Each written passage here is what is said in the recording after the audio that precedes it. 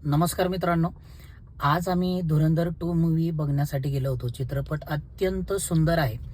हा चित्रपट नक्की भारतातल्या सगळ्यांनी हा चित्रपट बघायला पाहिजे आणि त्या व्यक्तीने तर सर्वात अगोदर हा चित्रपट बघायला पाहिजे की जे मोदी भक्त नाही आहेत, ज्यांना मोदी नको आहे, बीजेपी नको आहे, भारतामध्ये मोदी नकोच आहे पंतप्रधान म्हणून. अशा व्यक्तींनी जे आहेत त्यांनी हा पिक्चर बघायलाच पाहिजे, चित्रपट बघायलाच पाहिजे.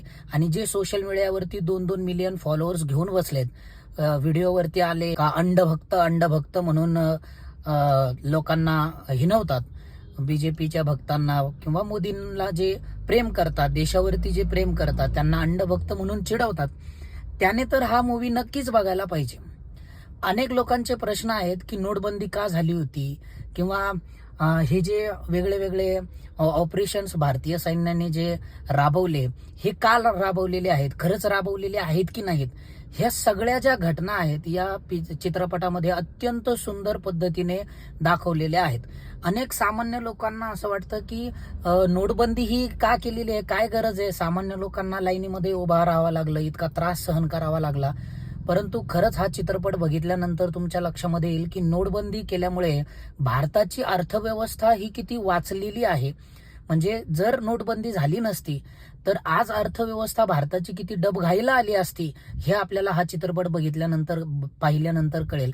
अनेक सुशिक्षित लोक आहेत की ते अजूनही देशावरती, त्यांना देशाचं हित कळत नाहीये.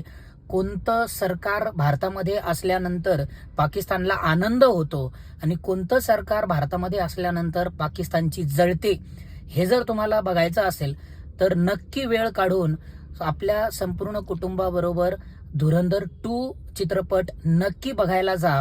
आणि जर बघायला जाणं शक्य नसेल तर थोड्याच दिवसामध्ये OTT प्लॅटफॉर्मवरती सुद्धा कदाचित चित्रपट येईल. परंतु OTT प्लॅटफॉर्मपेक्षा तुम्ही थिएटरमध्ये जाऊनच हा चित्रपट बघा, कारण की त्याच्याशिवाय तुमच्या अंतःकरणामध्ये आपली देशभक्ती ही अजून प्रज्वलित होणार नाही. त्यामुळे माझी विनंती आहे सगळ्यांना की नक्की सगळ्यांनी आवर्जून जा आणि हा धुरंधर 2 चित्रपट बघा. कोणताही प्रमोशनचा हा व्हिडिओ नाहीये. मी सोशल मीडिया इन्फ्लुएन्सर एवढा बडा नाही, मोठा नाहीये, त्यामुळे कुठूनही पैसे रील्स बनवण्यासाठी मिळालेले नाहीयेत.